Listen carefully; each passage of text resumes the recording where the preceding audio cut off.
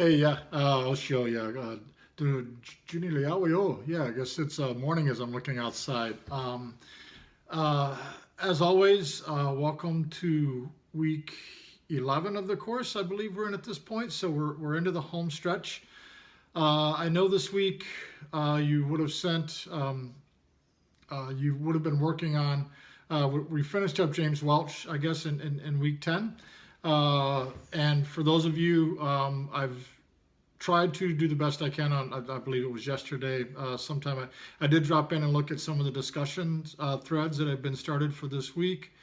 I saw some really good lines of thought in there. I think the things that were centering around quite a bit around belief systems of the Begani, of the Blackfeet.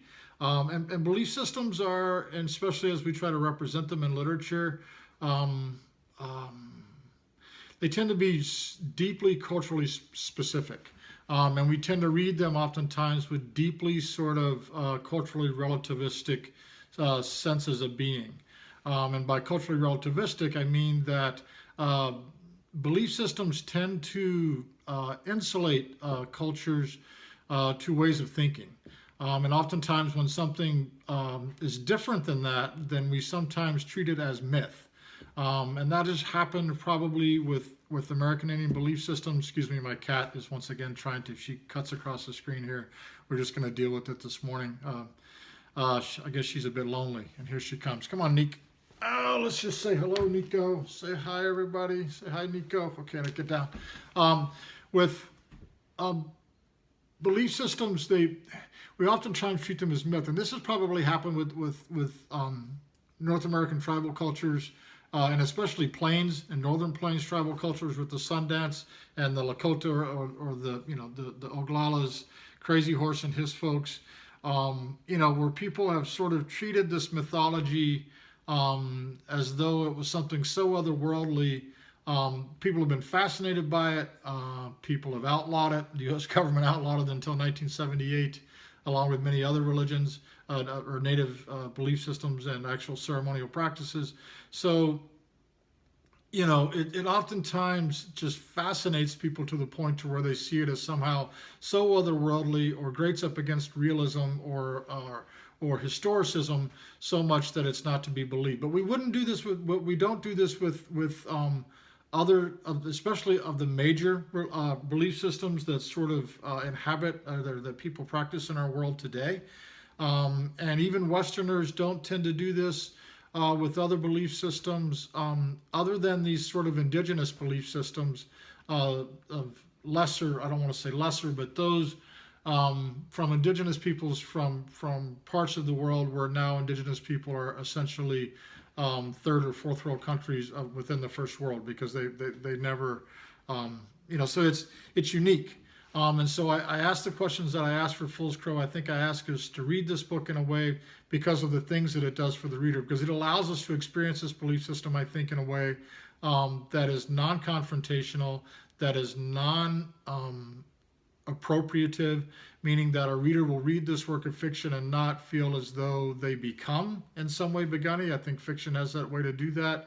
I think there's problems when people try to appropriate a belief system as though it were their own without understanding enough about it.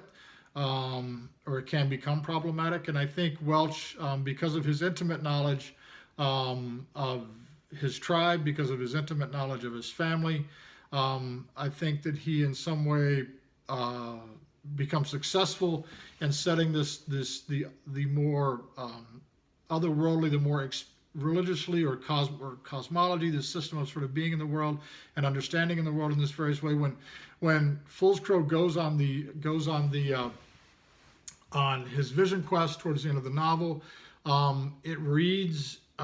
It doesn't, to me anyway, and the question I ask is for you to try to figure out whether or not that takes away from the historicism of the novel. And so that's the question that you're going to be answering in your response papers for this week, or amongst many others. And it does this in a way, I think Fool's Crow, the novel, does this in a way that the excerpts from Forrest Carter Little Tree just doesn't.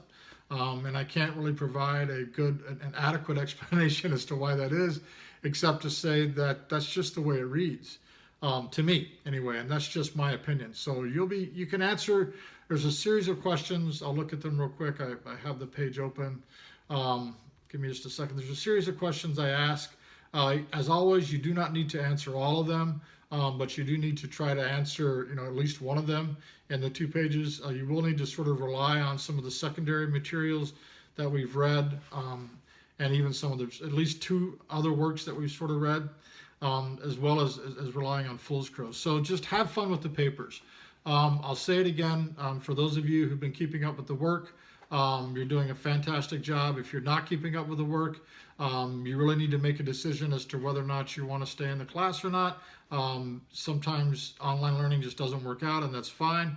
If you're so far behind you think you can't catch up, please withdraw from the class and take the W. That's the easiest way out at this point, but you can only do that for about another week or 2. All right, so for this week, you're going to be reading Louise Erdrich's Love Medicine, which is, and probably watch the biography. If you happen to sort of research Erdrich and her husband Doris, they had a marriage that ended very, their relationship is no longer, and their relationship ends pretty roughly.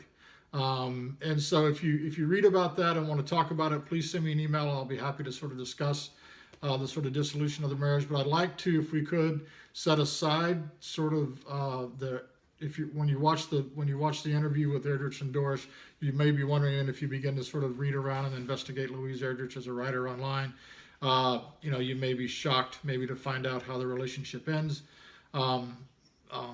So if you do, and we want to talk about it, we can, but I just mention it because sometimes that comes up and students are somewhat sort of taken aback that they didn't expect that to happen, and so I wind up having to answer those questions. But we're going to be dealing with the text.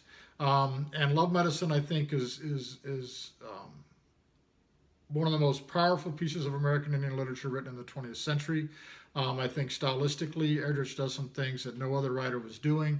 I think she's a fantastic writer, and I think the way that she constructs a 20th century Ojibwe self, and the way she constructs 20th century Ojibwe female characters, I think, and the characterization that she uses, I think, is extremely unique. And I think it's a neat book the way it's set up structurally. What I would keep in mind for you, or what I would advise you to do, is to think in terms of character duality, how 2 characters in the novel sort of play opposite of one of the other. And how there's metaphors that we might use to describe those 2 characters, because those are the kind of questions that I'm going to be asking as we sort of go through this book in the next 3 weeks. So get your reading early. Any questions, as always, let me know. I'm here to help out. I'll continue to try to drop into the discussion questions on the discussion board as much as possible. I'll get your work graded as fast as I can this week. Should have it all back to you by the end of the week. All right, thanks a lot, and have a good week. All right, watch them.